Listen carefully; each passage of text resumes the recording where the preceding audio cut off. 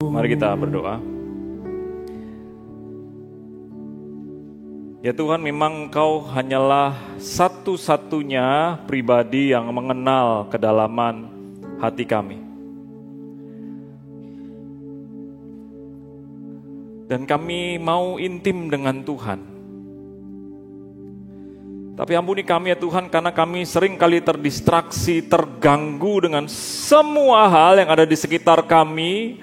Dan ketika Tuhan sudah menyediakan dirimu seutuhnya, seluruhnya, kami justru cuek sama Tuhan. Bahkan Kau panggil kami dengan lembut, "Hai anakku, ayo, aku mau ngobrol sama kamu, aku mau nongkrong sama kamu, aku mau curhat sama kamu." Tapi justru kami acuh tak acuh kepada Tuhan. Tuhan ampuni kami. Dan kalau hari ini, di Rabu yang pertama, kami ingin memulai persekutuan doa Rabu ini dengan satu topik, satu tema di mana kami mau belajar lagi berdoa, membangun keintiman dengan Tuhan. Tuhan, sungguh kami mau kembali belajar dari kebenaran firman Tuhan.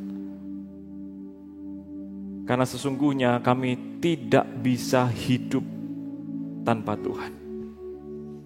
Tuhan, buat hati kami fokus, buat kami rindu, buat kami kangen sama suara Tuhan, buat kami dekat, lekat, dan erat dengan hatinya Tuhan. Kami berdoa untuk kebenaran firman. Dalam nama Tuhan kami Yesus Kristus. Amin. Silakan duduk saudara sekalian. Selamat malam, Shalom. Apa kabar saudara? Selamat tahun baru bagi setiap kita sekalian. Kiranya Tuhan terus menyertai ya sepanjang tahun 2025. Saudara, hari ini kita merenungkan satu tema tentang doa. Bagaimana kita bisa berdialog intim dengan Tuhan. Dua bagian firman Tuhan kita akan renungkan. Bagian pertama adalah bagaimana Tuhan Yesus mengajarkan tentang hal berdoa di dalam salah satu rangkaian khotbahnya di bukit. Dan nanti kita akan mengakhiri dengan pada waktu Tuhan Yesus juga akan mengakhiri pelayanannya, dia bergumul ketika dia berdoa di Taman Getsemani. Bagian yang pertama, saudara, kita akan membuka Matius pasal yang ke-6. Saudara, Matius pasal yang ke-6 ayat yang ke-5 sampai ayat yang ke-9a. Saya akan membacakannya bagi setiap kita. Matius pasal yang ke-6 ayat yang ke-5 sampai ayat yang ke-9a yang berbunyi demikian. Apabila kamu berdoa, janganlah berdoa seperti orang munafik. Mereka suka mengucapkan doanya dengan berdiri dalam rumah-rumah ibadat dan pada tikungan-tikungan jalan raya, supaya mereka dilihat orang. Sesungguhnya aku berkata kepadamu, mereka sudah mendapat upahnya. Namun, jika engkau berdoa, masuklah ke dalam kamarmu, tutuplah pintu dan berdoalah kepada Bapamu yang ada di tempat tersembunyi. Maka Bapamu yang melihat yang tersembunyi akan membalasnya kepadamu. Lagi pula, ketika kamu berdoa, janganlah bertele-tele seperti kebiasaan bangsa-bangsa yang tidak mengenal Allah. Mereka menyangka bahwa dengan banyaknya kata-kata, doanya akan dikabulkan. Jadi janganlah seperti mereka, karena Bapamu mengetahui apa yang kamu perlukan sebelum kamu minta kepadanya. Karena itu kamu harus berdoa begini, Bapa kami yang di surga. Saudara sekalian, ini salah satu bagian di mana Tuhan Yesus khotbah di bukit dan dia menyatakan, dia mengajarkan sesuatu tentang yang namanya berdoa. Bagian pertama yang ingin saya ajak bersama-sama saudara sekalian, ketika kita melihat tentang apa itu esensi doa, maka Tuhan Yesus katakan jangan berdoa seperti orang yang munafik. Jangan berdoa pakai topeng. Jangan berdoa dengan berpura-pura. Karena kemungkinan besar banyak orang pada waktu itu saudara berdoa dilihat oleh orang lain. Sebagai sebuah prestasi rohani, mereka berdiri di tengah atau mereka berdiri di tengah keramaian atau di tepi jalan supaya orang lain melihat kelihatannya rohani sekali. Tapi Tuhan Yesus katakan, kalau kamu berdoa, maka kamu masuk ke dalam pintu kamarmu, kunci pintu itu, dan kamu mengatakan kepada Bapamu yang tersembunyi itu. Maka saudara, bagian yang pertama, saya ingin mengajak kita bersama-sama untuk melihat bahwa prayer is humility. Saudara, doa itu adalah sebuah kerendahan hati. Doa itu adalah bukan memakai topeng. Doa itu bukan sekedar membangun citra diri di hadapan Tuhan. Doa itu bukan sekedar sudah sedang membangun reputasi gambar diri di hadapan Tuhan. Sebab Tuhan yang tersembunyi itu tahu betul siapa kita. Dan dia meminta kalau kamu berdoa, doa dengan kerendahan hati, nggak perlu orang lihat, cuma Tuhan saja yang lihat kamu berdoa. Prayer is humility. Saudara, dengan kata humility ini kita sering mendengar humiliation. Ya, dipermalukan. Saudara, ini yang saya ingin kita melihat bersama-sama. Saudara. Orang yang munafik yang Tuhan katakan jangan berdoa seperti mereka nggak siap, sepertinya harus ditelanjangi, dipermalukan. Tetapi justru Tuhan pengen kalau engkau datang kepada Tuhan, datang dengan sikap hati yang seperti ini. Buka-bukaan sama dia. Kalau kita hari ini merenungkan satu topik tentang intimacy, tentang keintiman, maka engkau dan saya harus tidak boleh memakai topeng waktu kita sedang berbicara dengan Tuhan. Saudara nggak usah sama Tuhan lah. Saudara kalau ngomong sama orang, terus saudara ngerasa orang itu sedang bermain peran di hadapan saudara. Memakai topeng. Sedang membangun citra diri supaya dikenal sebagai seseorang yang baik. Kira-kira apa yang saudara rasa? Nyaman? Ada jarak? Atau gimana? Saudara kan saya udah lama di Pontianak nih ya. Terus datang ke sini. Yang hari Minggu belum ketemu, terus hari Rabu ini tadi ketemu. Lo sana, terus saya begini. Ya. Saudara kira-kira apa yang saudara rasa? Ih, gila ya, Sinal berubah loh. Oh lo nggak kayak dulu lagi lo. Dulu biasanya langsung wah begitu kan.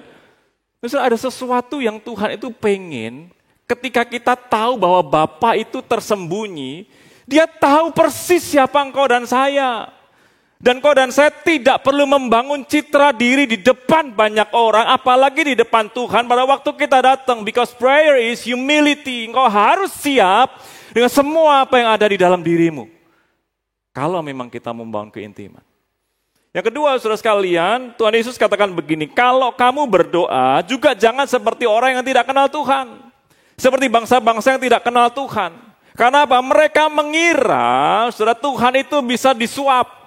Tuhan itu bisa dipakaikan kata-kata yang menarik perhatian, yang panjang, yang dirangkai dengan begitu indah, seolah-olah Tuhan jadi terbuai dengan segala sesuatu yang kita ucapkan itu.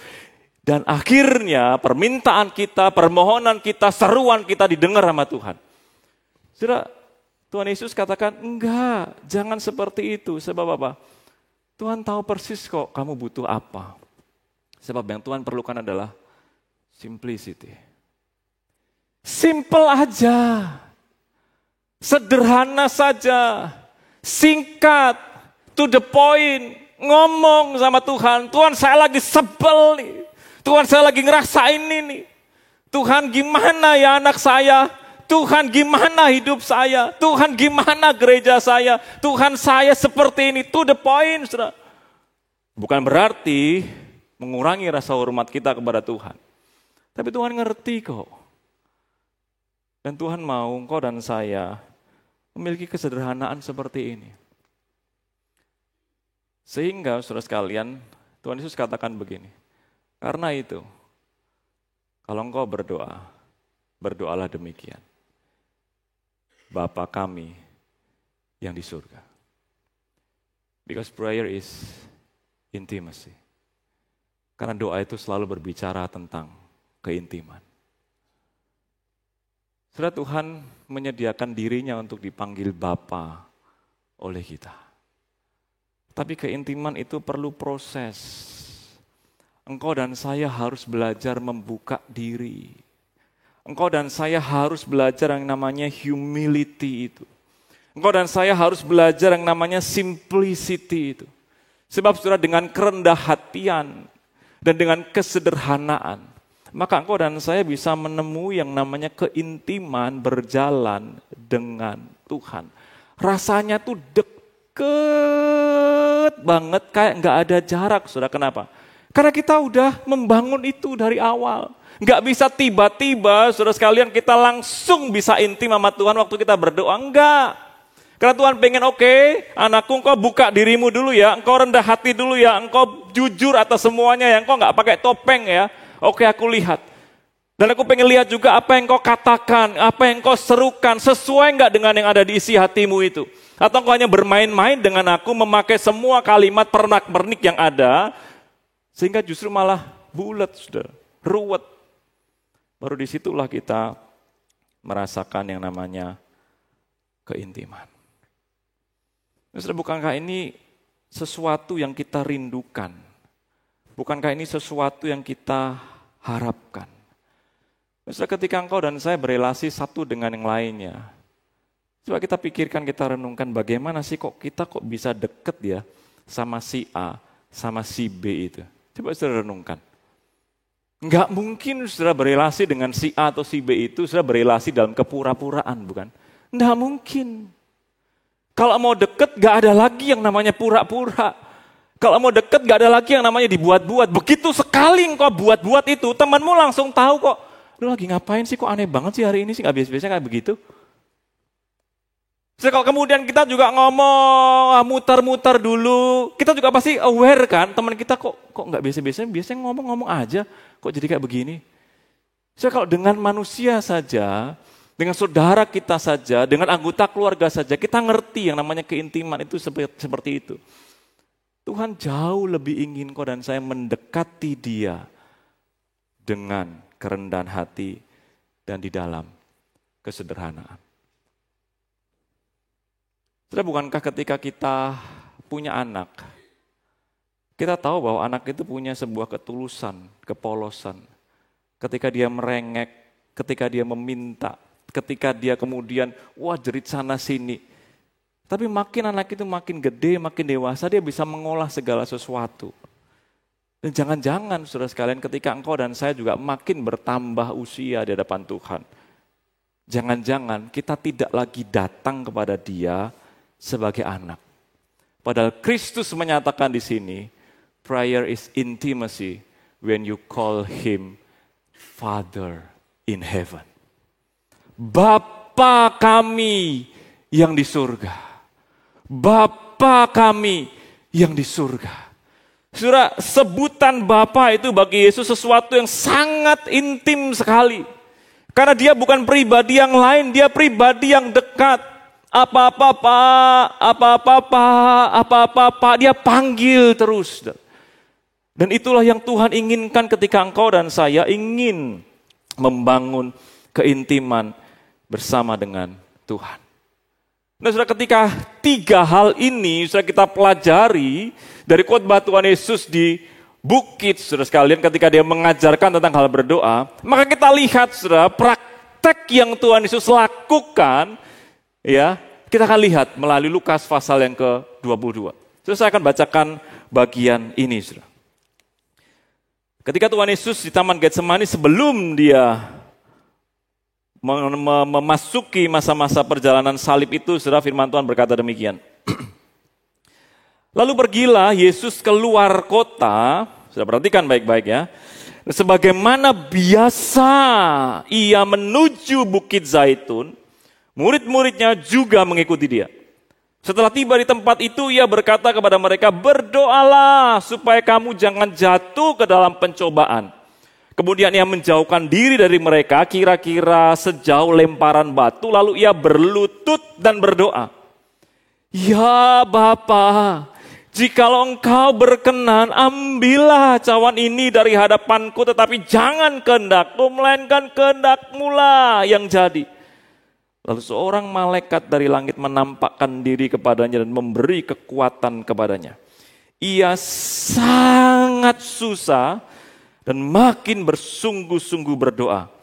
Peluhnya menjadi seperti titik-titik darah yang bertetesan ke tanah. Dan saudara, apa yang Tuhan Yesus lakukan ini, Dia sedang melakukan sesuatu yang saya bisa sebut begini, saudara. Ketika engkau dan saya berdoa, engkau masuk ke dalam sebuah keintiman itu, maka sesuatu yang dari ritual itu menjadi sesuatu yang spiritual, saudara. Tapi engkau tidak bisa langsung lompat menjadi sesuatu yang spiritual kalau engkau tidak membiasakan diri, membuka hidupmu, menyederhanakan hidupmu apa adanya di hadapan Tuhan. Itulah kenapa Saudara Lukas mencatat dengan begitu detail, dikatakan, lalu pergilah Yesus keluar kota sebagaimana biasa ia berdoa. Pertanyaannya, kita biasa enggak berdoa? Kita punya ritual berdoa enggak? Saudara, kalau enggak, kemudian kita berkata begini, kok kering ya? Kok enggak ada pengalaman rohani ya? Saudara, karena kita tidak membangun kebiasaan itu. Saudara, kalau mau deket sama orang, saudara, suami istri kalau mau deket gimana sih harusnya? Ngobrol kan? Biasa ngobrol kan? Bahkan saya punya kakek nenek pun, saudara, maaf ya, buang air besar pun berdua loh. Di WC loh. Lu beneran loh. Saya waktu diceritain mama saya ya. Hah? Apa enggak bau? Loh, udah baunya berdua kok. Loh bener kan? Bauku juga baumu kok. Udah biasa. Jadi bener loh. Kalau biasanya mau BAB. Aku mau BAB. Temenin yuk. Itu bukan di depan pintu loh saudara. Jadi misalkan kakek saya masuk. Dia yang BAB. Terus nenek di depan begitu ya. Udah belum bro, gitu ya. Udah belum sayang, enggak begitu loh. Ternyata ikut masuk. Terus ngapain? Kata mama saya, saudara, waktu dia cerita, saudara. Kalau kakek zaman dulu kan kloset jongkok ya, enggak ada ini kan ya. Waktu kakek itu jongkok, ini saya enggak apa-apa ya peragain ya, saudara. Jongkok, saudara. Terus, ya, dia itu nenek saya bisa di belakangnya, jadi kayak punggung-punggungan gitu. Terus kayak dia ada senderan, kakek saya ada senderan begini. Saya bayangin dia itu BAB yang paling nikmat kan, saudara. Ya. Wah, gimana saya, gitu. Sesuatu yang, ini ritualnya mereka loh. Ini dilakukan berkali-kali. Tapi saudara, saya meyakini sesuatu yang kita biasakan itu, ketika kita tahu kita memiliki satu tujuan, maka itu menjadi sebuah disiplin. Menjadi sebuah disiplin rohani yang membuat kita punya pengalaman spiritual.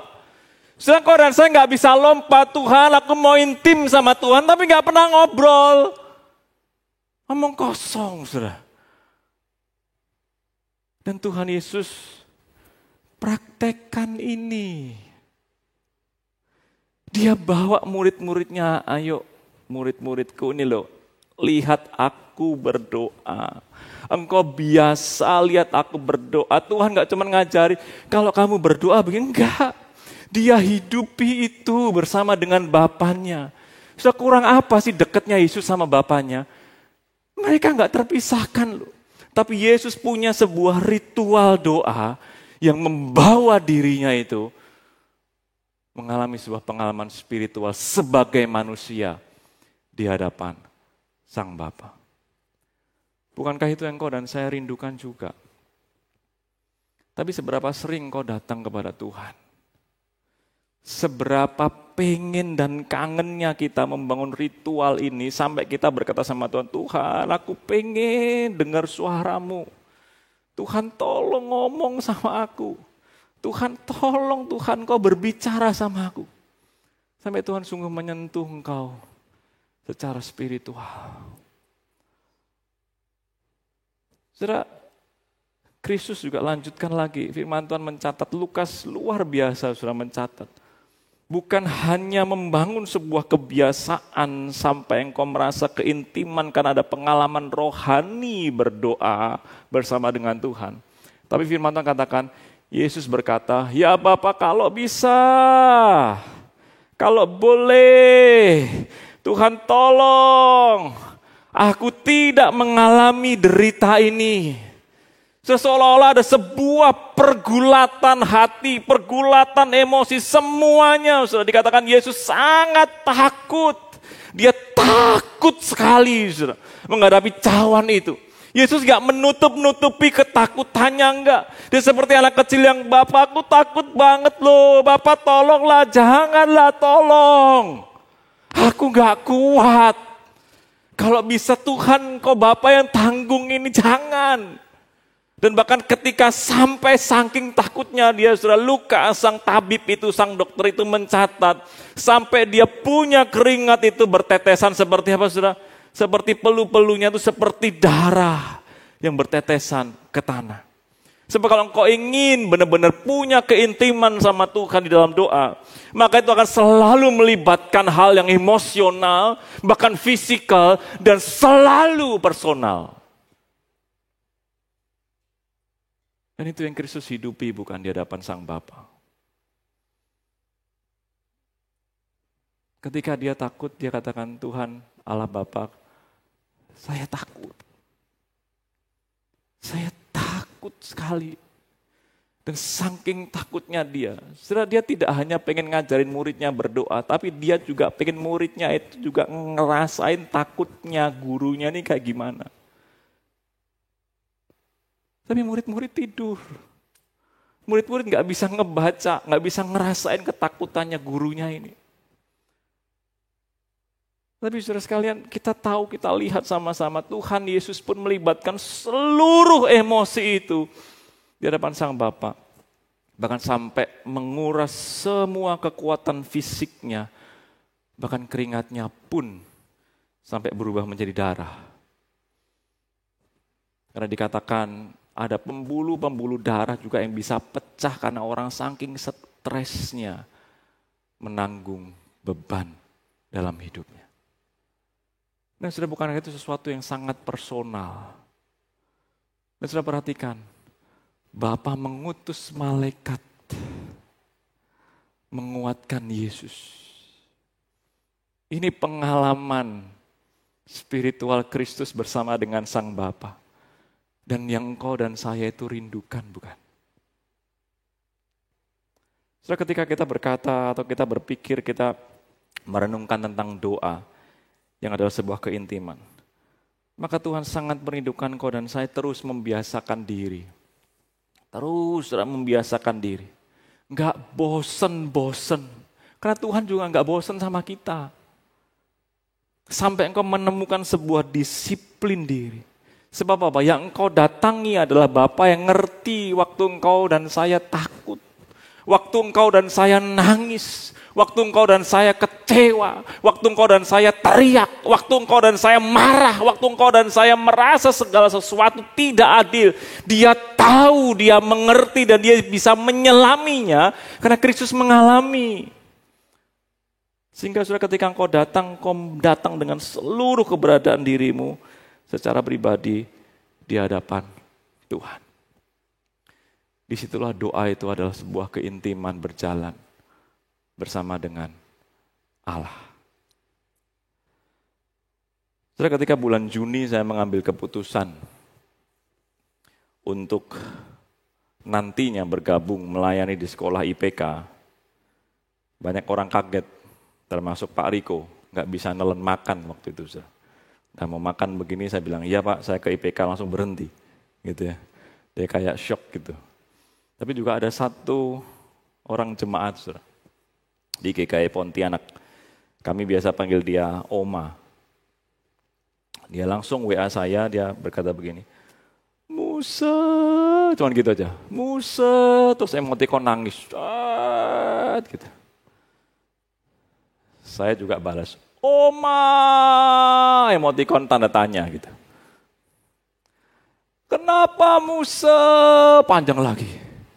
Saya balas lagi, ada apa Oma? Gitu. Tapi saya tahu,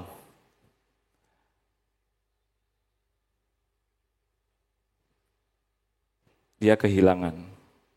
Dan saya pun juga kehilangan. Hari terakhir kami mau berangkat ke Jakarta, saudara. Dia salah satu orang yang turut menghantar sampai di bandara. Dan ketika kami masih ada waktu, biasa di Bandara Pontianak itu beberapa rekan-rekan hamba Tuhan di sini tahu lah ya. Kalau kita datangnya kecepatan itu biasa kita nongkrong di tempat kopi di situ. Karena Bandara Pontianak kan kecil ya. Kalau nunggu di dalam cengok begitu mending ngopi dulu gitu ya. Udah kita juga datang awal, bagasi sudah masuk, masih ada waktu buat ngopi. Ya udah ngobrol biasa, suasana beberapa jemaat begitu. Tapi ketika udah waktunya saya bilang, oke ya, kami masuk ya. Si Oma itu ada di situ. Lalu begitu keluar dari coffee shop itu, saudara, langsung Oma itu peluk saya erat-erat, saudara. Dia nangis jadi-jadinya, Musa, Oma gak bisa kasih apa-apa. Oma pikir kalau rumahnya Oma di Meliau, ada satu kampung namanya Meliau, saudara, di Kalimantan Barat. Kejual, Oma mau kasih sesuatu sama Musa.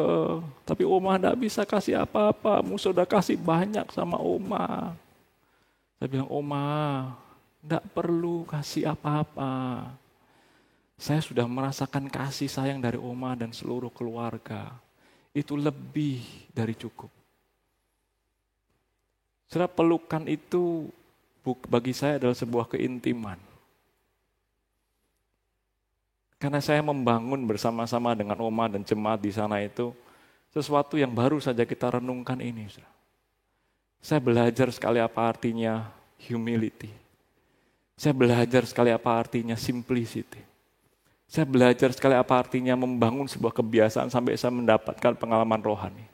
Saya belajar begitu banyak apa artinya melibatkan seluruh emosi sampai semua orang di sana juga merasakan ketika kami gagal mereka mendoakan. Ketika mereka gagal saya datang menopang bersama-sama. Itu keintiman. Dan keintiman itu sesuatu yang Tuhan rindukan. Supaya engkau dan saya terus ada di dalam track-nya Tuhan ketika kita berdoa dan membangun disiplin ini tiap hari. Saudara, Tuhan selalu siap dengan pelukan ketika engkau merasa tidak ada seseorang yang memperhatikan.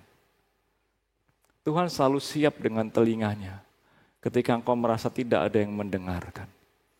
Tuhan selalu siap ada bersama-sama dengan engkau. Tapi ini yang Dia mau. Apakah sungguh engkau membangun kerendahan hati itu? Apakah sungguh engkau dan saya benar-benar belajar, udah simpel aja, sederhana aja.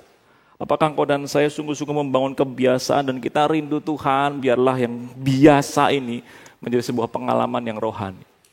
Hingga akhirnya di satu waktu dan terus menerus kita tidak ada lagi jarak sama Tuhan dan kita sungguh-sungguh melibatkan seluruh keberadaan diri kita untuk kita curahkan kepada Tuhan di dalam doa kita.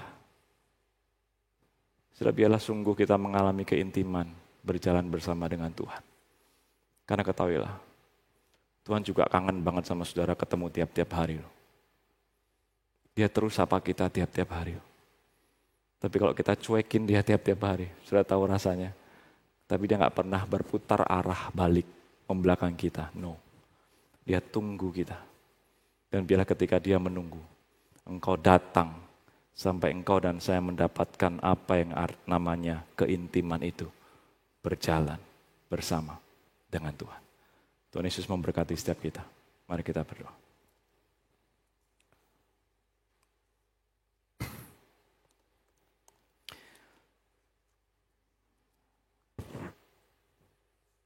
Tuhan, mungkin kami membayangkan bahwa hidup di hadapan hadirat Tuhan seperti sesuatu yang jauh di sana. Padahal kehadiran Tuhan itulah yang kami nantikan dan Engkau dekat. Karena hadirat-Mu selalu hadir. Tapi mungkin kami yang terlalu sibuk membangun reputasi diri kami, citra diri kami, supaya kami dikenal baik. Ataupun kami terlalu sibuk membangun semua tata cara, kata-kata, sehingga seolah-olah kami juga terlihat mampu, baik. Kami lupa satu esensi bahwa Engkau adalah Bapa yang mengetahui segala sesuatu tentang kami. Tuhan, Kau tidak jauh, tidak pernah jauh. Tapi mungkin kami yang sering kali menjauh dari Tuhan. Oleh karena itu ya Tuhan, Engkau mengajar kepada kami, Sang Kristus yang biasa menyingkir untuk berdoa. Dan murid-murid pun melihat itu. Kami juga pingin ya Tuhan belajar untuk menyisihkan waktu kami berdoa, membangun komunikasi dengan Tuhan, membangun sebuah kehidupan yang penuh dengan ritual tetapi tidak berhenti dengan sebuah kebiasaan. Karena kami mau membangun sebuah disiplin rohani sampai kami mengalami pengalaman spiritual. Dan ketika kami masuk di sana, maka semua keberadaan diri kami ya Tuhan, emosi kami, fisik kami, pikiran kami, hati kami, semuanya tercurah kepada Sang Bapa melalui perantaraan Kristus Yesus Tuhan kami. Tuhan, kami rindu supaya kami terus dibangunkan oleh Tuhan lewat seluruh relasi kami, lewat doa-doa kami yang intim dengan Tuhan. Dan biarlah kami mengalami itu sepanjang 2025 ini. Dan bahkan sampai kami berjumpa dengan Tuhan. Tuhan tolong kami, Tuhan pimpin kami. Supaya kami terus dengar-dengaran dan terus berjalan dekat dengan Tuhan. Terima kasih untuk kebenaran firman-Mu, dan biarlah kami terus hidup menjadi pelaku-pelaku firman Tuhan. Di dalam nama Tuhan kami Yesus Kristus kami berdoa. Amin. Tuhan memberkati kita.